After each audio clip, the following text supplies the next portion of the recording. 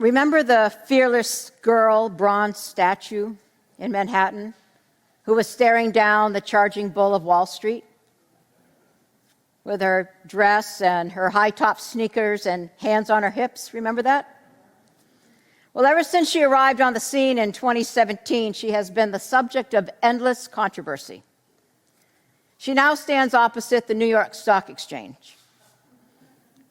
The controversy is because apparently the company who commissioned her, State Street Global Advisors, was facing gender discrimination charges at the time that they commissioned her. And also, apparently, however these things work in New York City, they didn't follow regular procedures. There's also controversy over who owns the statue, the company who commissioned her or the artist herself.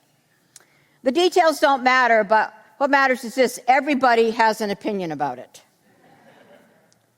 And the fearless girl's fate is up in the air. Now, this past Monday, New York City officials voted to let her stay where she is at her current location for the next 11 months. But here's the thing. I just love how much power she has. Howard Thurman, many of you might know who he is, an author, theologian, educator, civil rights activist, was a mentor to Martin Luther King Jr.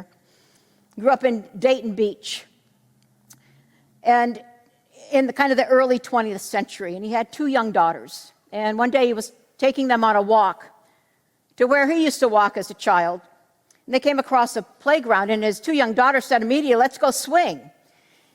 And he said, kind of as an aside, well, this was an inescapable moment that every black parent dreads. And he says to them, "Well, you can't swing on those swings." And they said, "Well, why?" He said, "Well, let's go home and have some lemonade, and I'll tell you." So they did. They went home, they sat on the porch, drank some cold lemonade, and he began to explain to them. He said, "It's against the law for us to use those swings, because even though it's public, only white children can play there. But," he said, "it takes the state legislature, the courts, the sheriff and policemen, the white churches, the mayors, the banks and the businesses, and the majority of white people in the state of Florida. It takes all these to keep 2 little black girls from swinging on swings. That is how important you are. Never forget, the estimate of your own importance and self-worth can be judged by how much power people are willing to use to control you and to keep you in a place that they have assigned to you. You," he said to them, looking them in the eye, "you are 2 very important little girls. Your presence can threaten the entire state of Florida."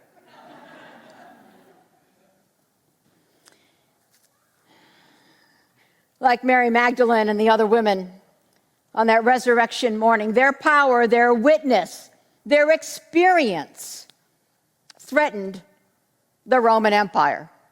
It threatened the Roman occupation of Jerusalem. They may not have been fearless women, but they were courageous.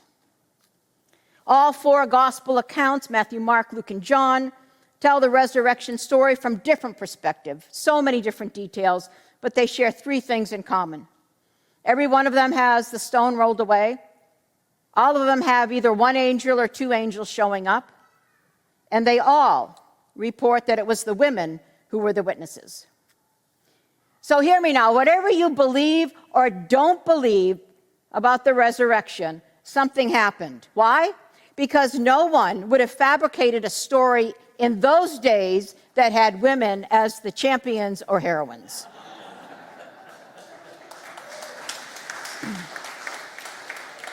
That's just the truth. But I don't want to romanticize it. It was not some Hallmark scene. These women didn't have some beatific glow around them. They came with swollen eyes from crying. They came laden with sorrow, hands smelling from the spices that they brought. They came trembling with trauma, just seeing the crosses on the hill in the background. their mind and heart reverberating with the sights and sounds of witnessing an execution. But they showed up. They expected death, but they got life.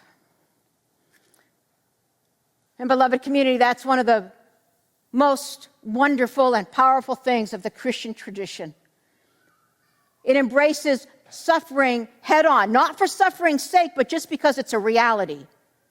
It embraces suffering head on and then transforms it. I don't know about you, but for the last couple of years, I've felt somewhat stuck in Good Friday. Oh, just me? I mean, right now, the war in Ukraine,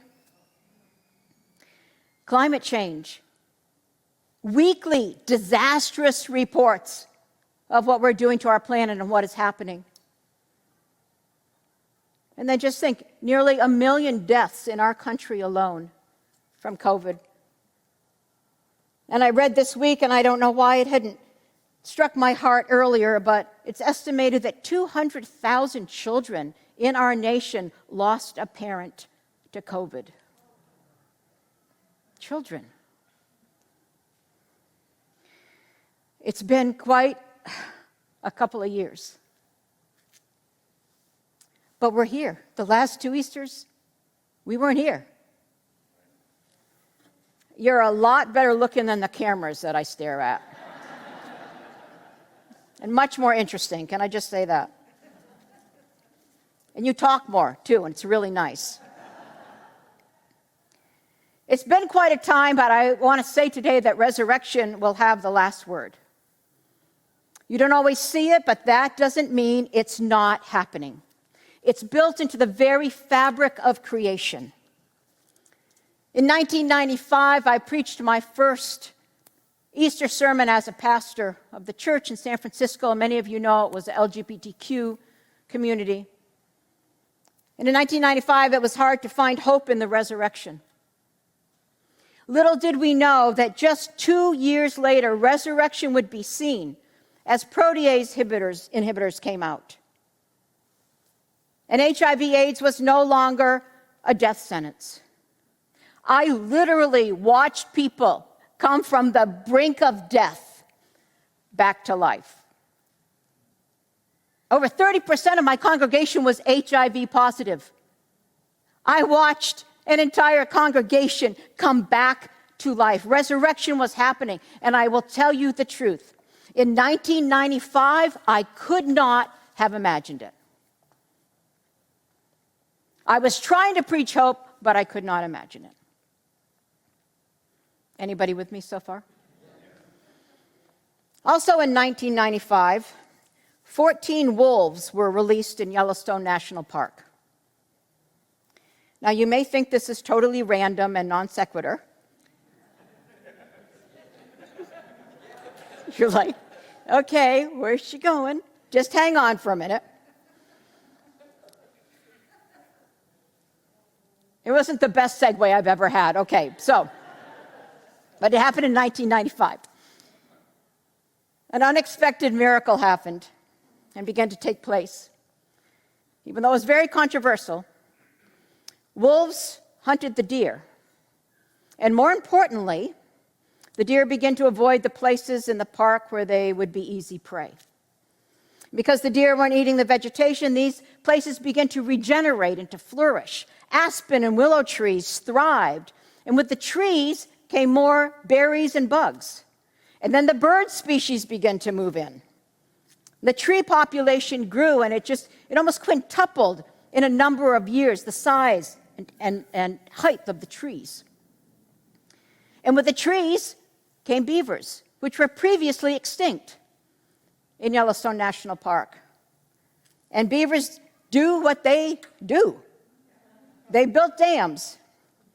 And then came the otters and the muskrats and the reptiles. And the wolves killed some of the coyotes, so there were more rabbits and mice, which drew more hawks and red foxes and badgers and weasels. And even the bald eagle population grew. Most incredibly, the wolves changed the course of the river. Because of the balance of species, the increased vegetation, the lack of erosion, the riverbanks were stabilized, the channels narrowed, and pools formed. The physical geography of Yellowstone National Park was changed because of the introduction of the wolves in 1995. They're called ecosystem engineers. I call them resurrection engineers. Because resurrection was reverberating in the earth, in creation, all along, just as it is in our bodies, in our biological and spiritual DNA. Resurrection is there, even when you don't think it is. In Matthew's account of the resurrection, the earth shook because the power of resurrection reverberated to such an extent that the earth shook. I listened to a interview with the late Mary Oliver, the poet, from 2015 this week. She talked about going to church, going to Sunday school as a child, and she said, I loved it, but I never joined the church because I had trouble with the resurrection. I thought, Mary Oliver, what are you talking about? All your poems are about resurrection. They're about the earth, about things coming alive. But I realized, and I so wish I could have had this conversation with her, I realized she was thinking of the resurrection as a doctrine. Let that go. Resurrection is a mystery, it's a force. It is inevitable because it is built in the very fabric of everything. In some of the other accounts of the resurrection, when Jesus talks to Mary, in this one that we read, so beautifully read today, Mary tried to hang on to Jesus, and he said, don't hold on to me. I've got other things to do, and so do you. Don't hang on to me. In other accounts, Jesus says to her, go tell my friends and my brothers that I am going ahead of them to Galilee, because as Rob Bell would say, the progressive God isn't behind us, trying endlessly to revive the past, pulling us backward to how it used to be.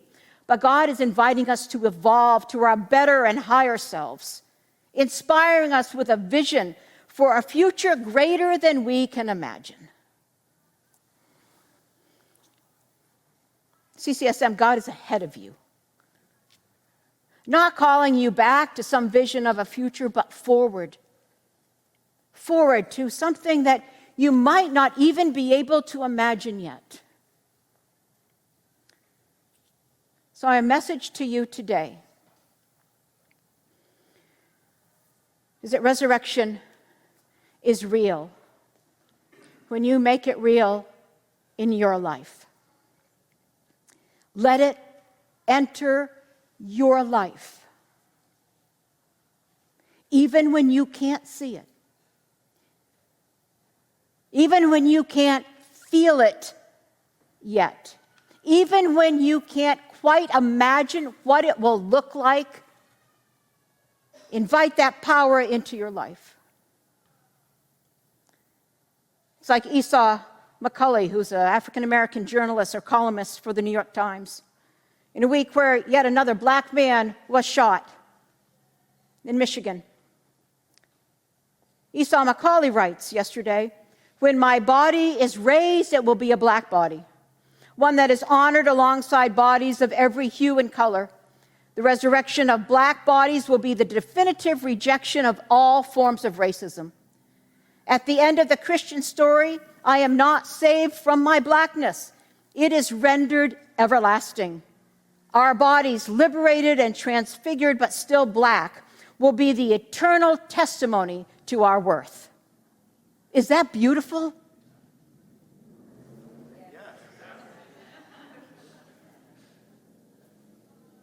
Whether you believe in the physical bodily resurrection or not, it doesn't matter. What matters is that Macaulay let the power of resurrection into his life where he needed it most. And he drew strength and power from that. While society and the world might be telling him that he is not of inestimable worth, he knows he is. How will resurrection reverberate in your life this Easter?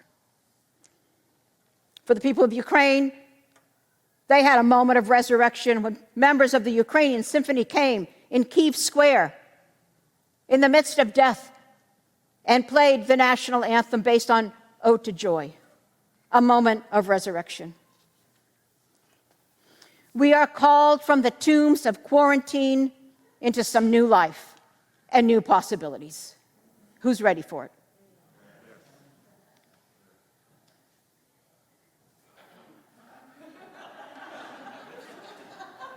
Just overwhelmed with a response.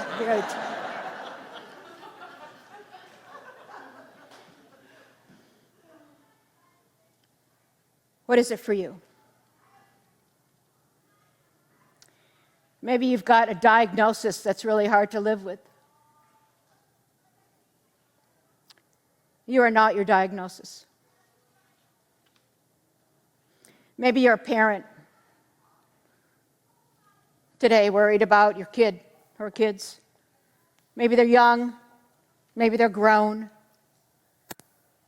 Maybe you worry about them and the world they've inherited. Resurrection isn't just for you as a parent. It's for your child or your children too. Maybe you're lonely. Resurrection power invites you to reach out, to make connection,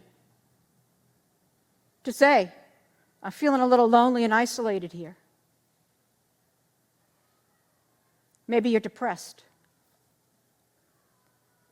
You are not your depression. You are so much more. Maybe you're in grief. You are not your grief. You are so much more. And that reverberating power is yours as you let it into your life. It's built into everything. And you may have no idea how it will show up. But it will, one way or another.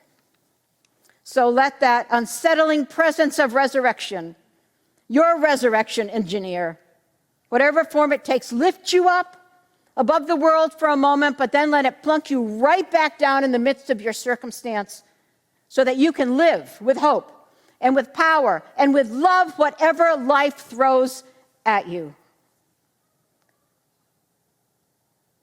So, you may not be wearing a dress or high tops, but you can put your hands on your hips. And even in the midst of fear, you can face down whatever charging bull is running at you. That is the power of resurrection. And just like Jesus on that morning, hear your name being called. Hear your name being called because you are of worth.